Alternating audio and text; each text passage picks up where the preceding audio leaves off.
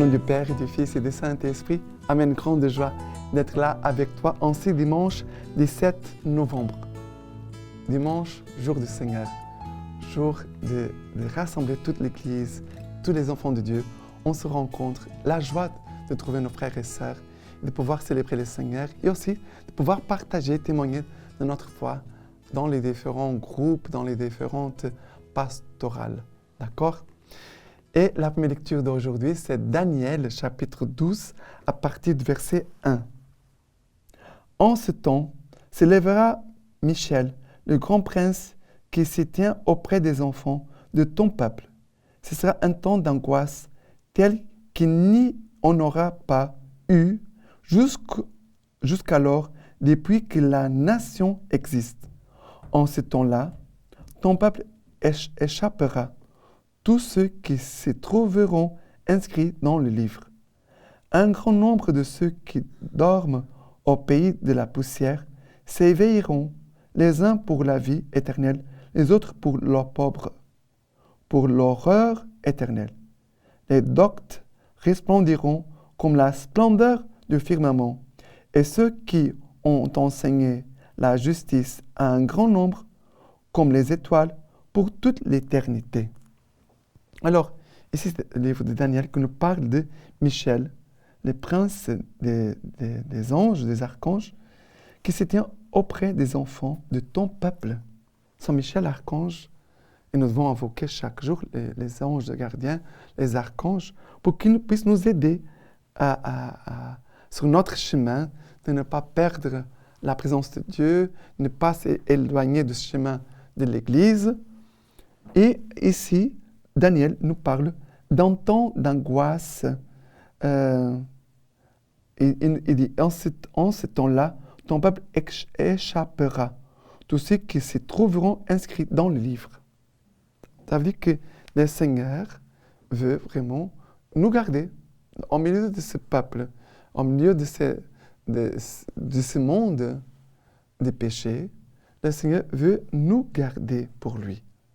Nous devons toujours demander au Seigneur de nous garder pour lui, pour Dieu. Et après, ce passage parle de la résurrection et de la rétribution. Quand Jésus viendra un jour dans la gloire, ceux qui sont déjà morts, et là, ceux qui vont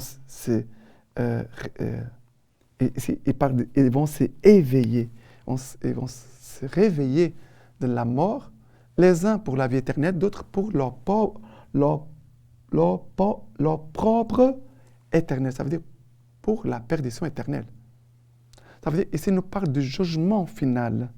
Ce passage nous parle du jugement final. Ceux qui auront une vie digne de Dieu, ils vont ressusciter, ils seront au ciel. Et ceux qui n'ont pas mené une vie digne de Dieu iront en enfer. Ici, il parle de l'enfer. Mais ici, nous dit, ceux qui ont enseigné la justice à un grand nombre, comme les étoiles pour l'éternité, ils seront comme les étoiles pour toute l'éternité. Mais ici, enseigner, ce n'est pas seulement, alors je suis catéchiste, j'enseigne, moi je suis prêtre, j'enseigne. Non. Ici, enseigner, c'est notre vie, elle enseigne. Ce que je suis, ce que je vis, enseigne les autres. Ne sont pas que seulement des paroles, des choses que j'ai apprises par cœur, que je vais répéter pour les autres. Enseigner, c'est ce que je suis, c'est ce que nous sommes, ce que nous faisons. Notre vie, elle doit être un enseignement pour les autres. Vous savez qu'un saint homme, une sainte femme, des vrais chrétiens, ils sont un point de lumière déjà sur cette terre. D'accord ? Et le psaume d'aujourd'hui, c'est le psaume 16. Le psaume 16, à partir du verset 5. Seigneur, ma part d'héritage et ma coupe, c'est toi qui garantis mon lot. Et après le verset 8. J'ai mis le Seigneur devant moi sans relâche. Puisqu'il est à ma droite, je ne puis chanceler. Aussi mon cœur exulte, mes entrailles jubilent, et ma chair reposera en sûreté. Car tu ne peux Tu ne peux abandonner mon âme au Sheol. Tu ne peux laisser ton fidèle voir la fosse. Tu m'apprendras les chemins de vie. Devant ta face, plénitude de joie, en ta droite, délices éternelles. Ici, il nous parle vraiment de ciel. Tu m'apprends les chemins de la vie. Devant ta face, plénitude de joie, au ciel. En ta droite, au ciel, délices éternelles. Alors, la première lecture de Daniel nous parlait de la vie éternelle. Les justes, ceux qui auront une vie digne de Dieu, ils vont ressusciter et ils seront au ciel, ils seront à côté de Dieu. Ici, nous parle aussi du ciel et de la vie éternelle. Tu m'apprends le chemin de la vie ici-bas pour aller en plénitude de joie au ciel, à la droite du Seigneur. D'accord? La deuxième lecture, c'est Hébreux chapitre 10 à partir du verset 11. Tandis que tout prêtre se tient debout chaque jour, officiant et offrant maintes fois les mêmes sacrifices, qui sont absolument impuissants à enlever les péchés, lui, au contraire, ayant offert pour les péchés un unique sacrifice, ça veut dire qu'il parle de Jésus, il s'est assis pour toujours à la droite de Dieu, attendant désormais que ses ennemis soient placés comme un escabeau sous ses pieds. Car par une oblation unique, il a rendu parfait pour toujours ceux qu'il sanctifie. Or, là où les péchés sont remis, il n'y a plus d'oblation pour les péchés. Alors, car une oblation unique, celle que Jésus a faite de lui-même sur la croix, il a rendu parfait pour toujours ceux qu'il sanctifie. Jésus nous a sanctifiés par sa mort, par sa vie offerte sur la croix, par son sang versé, par sa passion, par ses douleurs, par ses souffrances. Jésus nous a sanctifiés. Nous n'avons aucun mérite. Ça, c'est par la grâce que nous sommes sauvés. Mais que vraiment, le sacrifice du Christ, qu'il est aujourd'hui, la messe de chaque jour, c'est la même offrande que Jésus a faite il y a 2000 ans sur le Golgotha. La messe, c'est la même offrande de Jésus sur la croix. C'est la même. On ne sépare pas la messe qu'on célèbre aujourd'hui de ce qui s'est passé au Golgotha, où Jésus a dit « Père, pardonne-leur, car ils ne savent pas ce qu'ils font. Père, entre tes mains, je remets mon esprit. » Jésus, là, sur la croix, Jésus nous a sauvés.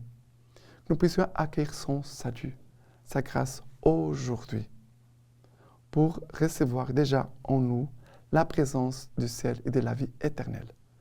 Parce que le ciel, c'est Dieu, et Dieu veut faire de notre âme son ciel. Et l'évangile, c'est Marc, chapitre 13. Marc, chapitre 13, à partir du verset 24. Mais en ce jour-là, après cette tribulation, le soleil s'obscurcira, la lune ne donnera plus sa lumière, les étoiles se mettront à tomber du ciel, et les puissances qui sont dans les cieux seront ébranlées. Et alors on verra le Fils de l'homme venant dans les nuées, avec grande puissance et gloire. Et alors il enverra les anges pour rassembler ses élus des quatre vents, de l'extrémité de la terre à l'extrémité du ciel. Du figuier, apprenez cette parabole. Dès que sa ramure devient flexible et que ses feuilles poussent, vous comprenez que l'été est proche. Ainsi vous, lorsque vous verrez cela arriver, comprenez qu'il est proche aux portes. En vérité, je vous le dis, cette génération ne passera pas, que tout cela ne soit arrivé. Les ciels et la terre passeront, mais mes paroles ne passeront point. Quant à la date de ces jours ou à l'heure, personne ne les connaît, ni les anges du ciel, dans le ciel, ni les fils, ni le Fils, personne que le Père. Alors, deux choses ici, c'est... ici, il nous parle, après cette tribulation, le soleil s'obscurcira, la nuit ne donnera plus sa lumière, les étoiles se mettront à tomber du ciel. Voilà, un scénario un peu de destruction. On ne peut pas oublier que là, l'Église, dans sa sagesse, elle est en train de nous dire, voilà, qu'un temps liturgique, qu'une année liturgique, il va finir. Parce que bientôt, on va commencer le temps de l'Avent. Alors, l'Église, elle doit toujours se préparer pour la venue du Christ. Jésus viendra dans sa gloire un jour.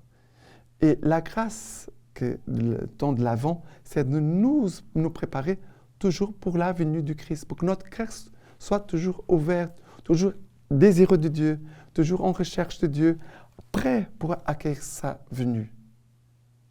Et ici, quand l'Évangile nous parle de ces scénarios de destruction, c'est pour nous dire que notre vie finira. L'année liturgique finira, mais le temps liturgique doit toujours nous préparer pour notre rencontre personnelle avec Dieu, dans la gloire, au ciel. C'est pour cela qu'ici, après, Jésus va dire, les ciels et la terre passeront. Ça veut dire que tout ce que nous voyons ici-bas passera. Mais mes paroles ne passeront point. Alors, c'est pour cela que la Lectio Divina, chaque jour, le travail de notre prière, notre travail d'approfondir la parole de Dieu, il est très important parce que c'est la parole qui nous gardera dans ce qui est éternel, qui nous fera comprendre qu'il y a des choses qui sont passagères, qui ne sont pas éternelles. Voilà, c'est comme ça la vie. La vie, elle est passagère, les choses sont passagères. Et qu'on ne peut pas oublier les choses éternelles. Et la parole de Dieu nous gardera toujours dans ce discernement pour garder ce qui est éternel. Et les choses qui sont passagères, on peut les laisser tomber. On ne peut pas perdre ce qui est le plus important, ce qui demeure pour l'éternité. D'accord?